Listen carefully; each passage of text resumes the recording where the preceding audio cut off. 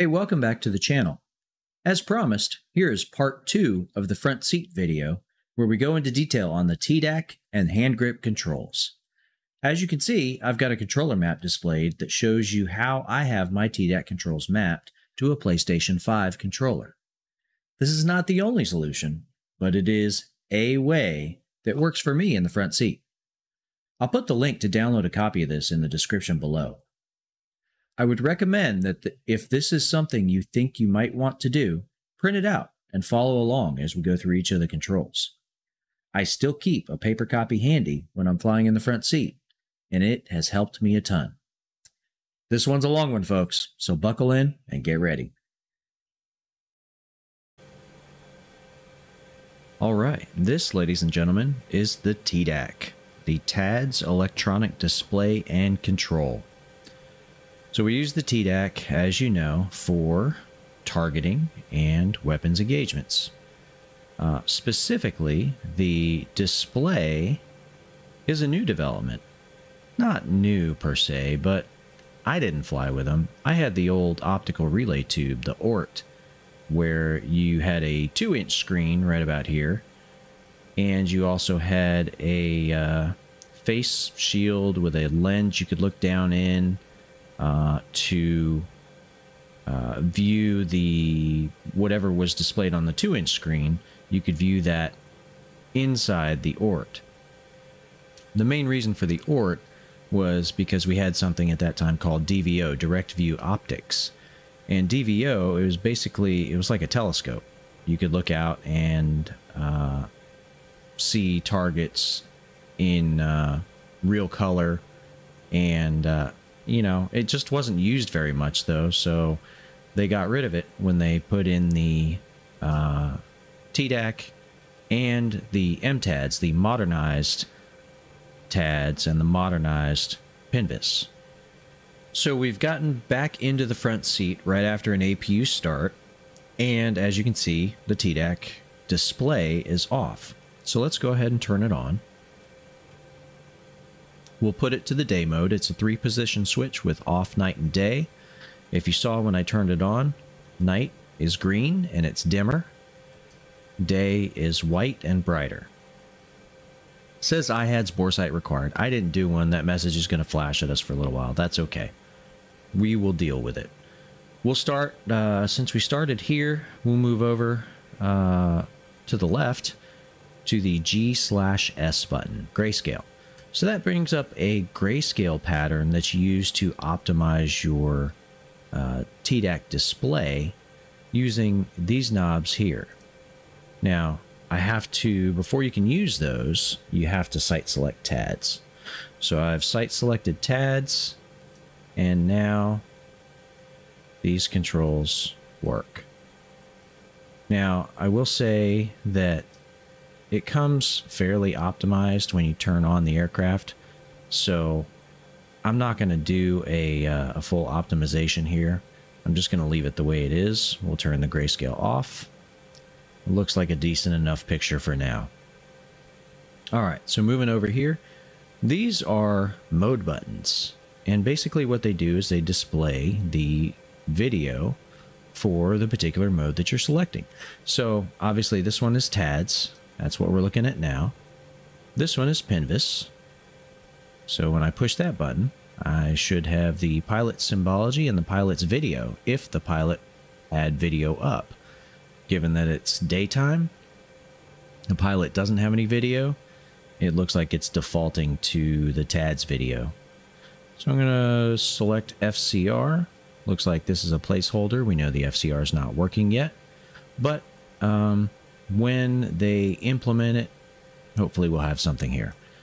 So back to the TADS symbology. And so that's the top row. Let's come to the right side now. Symbology. This controls the brightness of the symbology on our TEDAC display. So I like to have it as bright as possible in the daytime. You know, if it starts to get darker, we'll obviously make adjustments, but we'll also make those same adjustments to our brightness and our contrast as we get into the darker hours of the day. Moving down to the asterisk. What does this do? Well, it adjusts the brightness and contrast to nominal settings, whatever nominal is, to rapidly regain control of the or visibility of the selected video. So let's push it and see what happens. Kind of made things brighter. I think it's just like a baseline. Again, I've never used the TEDAC before, but it appears to be a baseline setting that will allow you to make adjustments from there. So, not bad. And according to the book, these settings are different in the day mode versus the night mode. If I crank this up here, this down there, yeah, works differently. So anyway, we'll put it back in the day mode, hit that button, there we go. Let's move over to the left. So symbology and brightness, we notice they change the screen, but those are for the display itself. Those aren't actually for the FLIR. When we want to adjust the way the FLIR looks, we're going to adjust the level and gain. Level, it's kind of a brightness, whereas the gain is more of a intensity, I think is probably the best way to describe it. RF, that is range focus. So if we are looking out here at, say, this tower, let's switch to day TV. It's probably not far enough to really make a difference, but if it were really far and out of focus, we could use the range focus buttons to help bring it into focus so we could better see it. I do not know if that function is operational and modeled correctly in DCS, but it'll be worth a try at some point when we get out to looking at targets. The EL is for adjusting internal and out front bore sight functions. We don't use it in normal flying, normal targeting. It's used in startup. If the during run up, startup, when you're getting all your systems online, you would use it to make adjustments to the internal and out front bore sights, but we don't do those in DCS, so pretty much don't have to worry about either the elevation or the azimuth buttons. The AS-L button here is it actually enables the bore sight functions. Let's see if it works. All right, ACM, automatic contrast mode. That is going to disable the level and gain knobs and automatically adjust your level and gain to, in theory, an optimum setting. Now, is that the truth? I don't know. Let's see. Let's see what happens when we engage ACM out here. Nothing really. Maybe let's find something else to look at.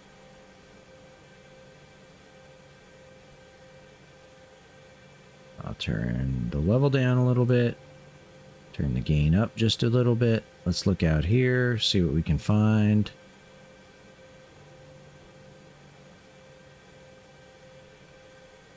Yeah, didn't really do anything. Now, does it disable the knobs? No, it does not. So that is pretty much non-functional. Okay, let's leave that fixed forward and move on to the freeze button. The freeze button freezes the video. That's pretty self-explanatory. We can return to active video by pushing it again. Finally, the last button on the TEDAC display is the filter button. What would this do? It would put a filter on the FLIR to filter out particular spectrums that could cause some issues with the FLIR. It's I highly doubt that it's operational in any way. There's probably nothing out there that's going to disrupt the picture in the FLIR. So pretty much you don't have to worry about these buttons on the bottom. They don't do much. Non-functional at this time. If for whatever reason they do become functional, then maybe we can make an update to this video. Until then, wouldn't worry about them. I honestly wouldn't worry about adjusting the brightness and contrast. Symbology, you can do that. Just make sure that before you use any of these buttons, if you're looking to adjust the TEDAC display, that you go site select TADS over here on the right hand grip. Otherwise, you don't have to mess with any of these very much at all. Okay, so let's take a look at the right hand grip. Move over here and let's zoom in just a touch. There we are. Okay, so starting over here, C-scope. That's an FCR function. I think what we'll do for this is we'll save all of the FCR functions for a video when the FCR is modeled and enabled and it works. Until then, there's not really a point in talking about it other than to say it exists. And so we'll move on. So there's C-scope. This is the FCR scan size. You have wide, medium, narrow zoom. And I'll leave that alone. Okay, now we're at the LT switch. LT is short for laser tracker. This is your laser spot tracker. A is automatic, O is off, and M is manual. Right now, I do not believe the laser spot tracker is modeled. I don't have it mapped, so it's up to you whether you map it or not, but I have chosen not to, and at this point, there's not really a need. Moving down here to the WAB switch, this is your image auto tracker polarity switch. White, auto, black. What does the image auto tracker polarity do? Well, we have to talk about the image auto tracker first. So the image auto track is going to produce, we call them gates, that show up on your display, and they're going to quote unquote lock around a target. If you are in white hot polarity on your FLIR and you have your image auto track polarity set to black hot, you're never going to capture the target with your gates. So you want to make sure that whatever polarity you're in, your image auto track matches. Why not just have an automatic mode since it's there? I don't know. I pretty much leave that in automatic mode. I left it in automatic mode. I never messed with it. There really wasn't a need. So that's that one.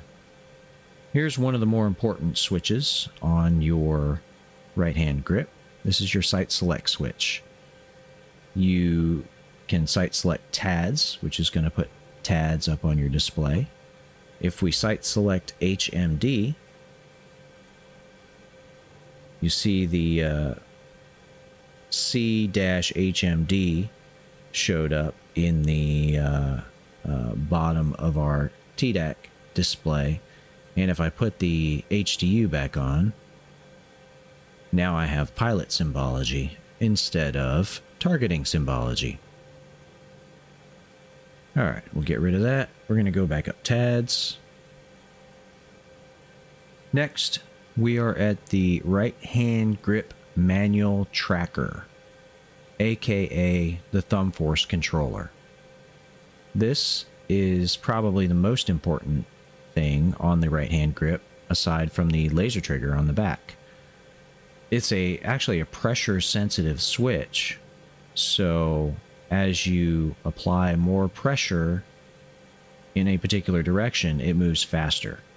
I have this mapped to my right hand stick on my PlayStation controller. Slave. The slave button, very important, allows you to slave to your acquisition source. So if you are up fixed forward, you press that button, it's going to slave the TADs fixed forward, press it again, and it releases.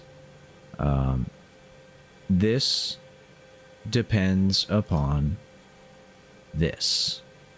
So if I change my acquisition source to pilot helmet sight and I hit slave, it's going to slave to wherever the pilot's looking. If I change it to gunner helmet sight, it's going to change to wherever I'm looking.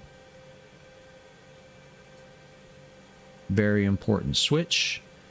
You've no doubt used it already, but if you haven't, just remember that that it is there. Make sure it's mapped to something easily accessible. I have that mapped to my X button with no modifiers. Zoom, non-functional. MTT, non-functional, not mapped.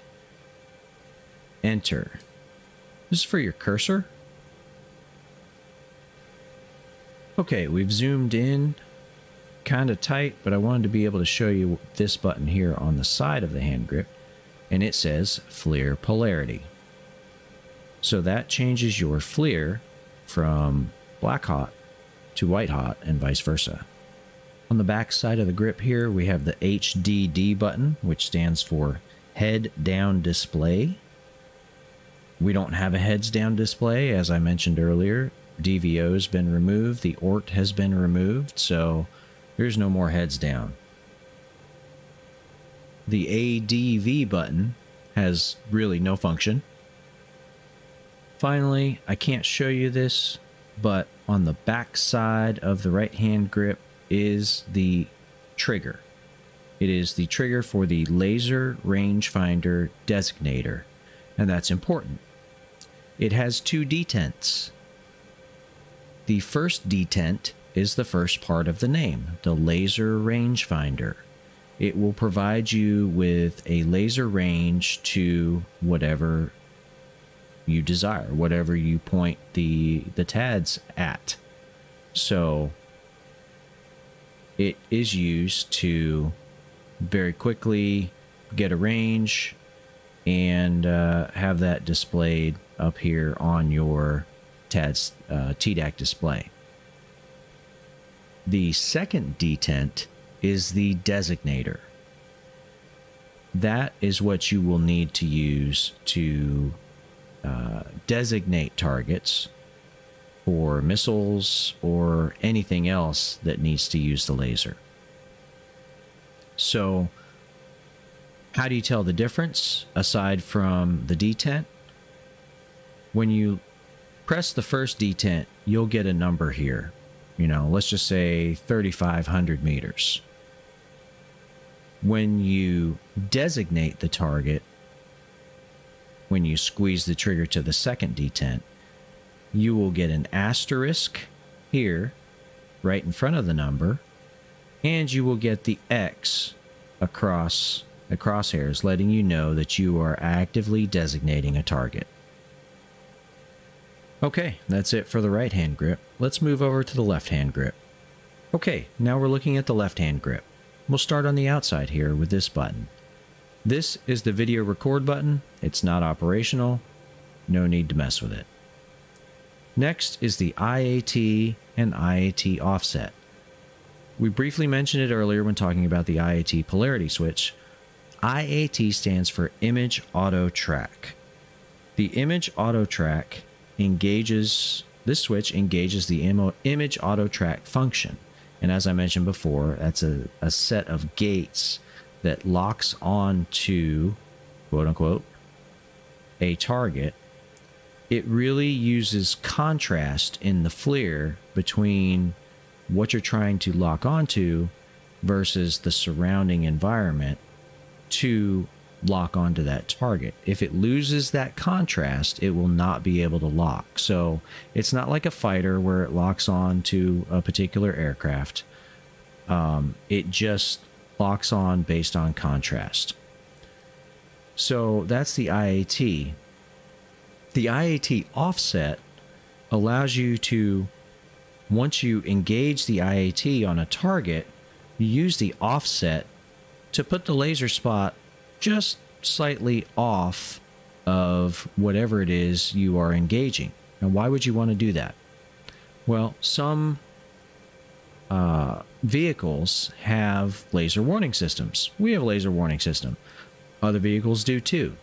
So if a vehicle is aware that it is being tracked with a laser, they're going to get a warning, and you may or may not have a successful engagement.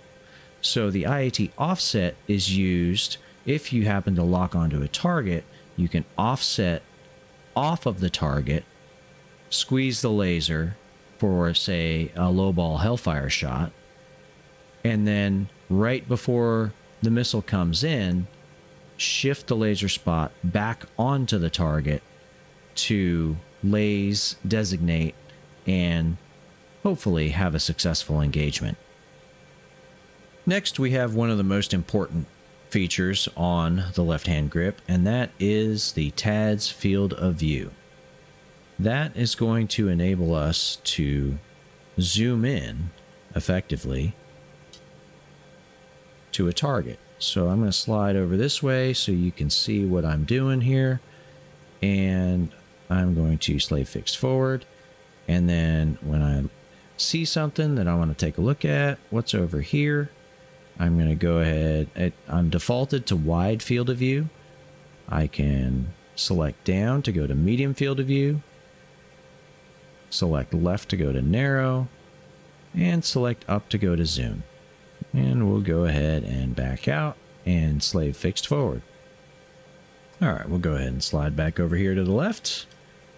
All right, next is the FLIR TV DVO switch. This switch is going to change the sensor that we are using on our TEDAC display. So it's currently in FLIR. If I select it to TV, then we'll get the TV picture, and I will deslave and move the sensor down so you can see. And the last position is DVO. Well, wait a minute. We don't have DVO, so that last position is non-functional. So as you can see in my control map, I only have FLIR and TV mapped. No need to map DVO since it's non-functional. All right, we'll put it back in FLIR, slave fixed forward. Coming down here, the store update switch. Pretty important. Everything's important on this left-hand grip. They wouldn't put it there if it wasn't important. But the store, when we talk about storing, lasing and storing a target, this is the switches you use. You squeeze the trigger on the right-hand grip to laze the target, and while squeezing the trigger, you push up on this switch to store. Update has to do with updating waypoints, and that's kind of an advanced class, so we might talk about that at some other point. All right, moving right along, we have our weapon action switch. Missile to the right, gun straight up, and rocket to the left. The ATA, short for air to air, is non-functional. Next, we have our cursor controller. This is going to move the cursor. There we go. And then on the right-hand grip, we saw the enter button. That's the enter button for the cursor.